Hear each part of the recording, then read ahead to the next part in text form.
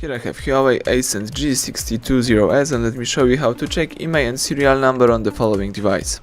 At the very beginning, let me show you how to quickly get access to IMEI by using the secret code. So let's open the phone's dialer and let's enter the following code: *#06#. As you can see, the IMEI number just pops up in front of you.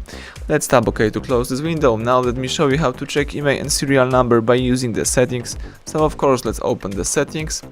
Scroll down to the bottom of the list and choose About Phone. Here you need to scroll down one more time and choose Status. Right here you've got the IMEI information here and the serial number. What's more, you can also read such stuff as Wi-Fi MAC address or IP address.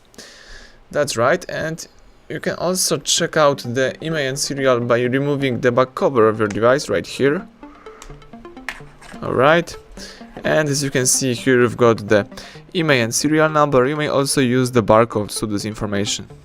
So everything went well. Now you can close the back cover protection and start using your device. Thank you for watching. Please subscribe our channel and leave thumbs up under the video.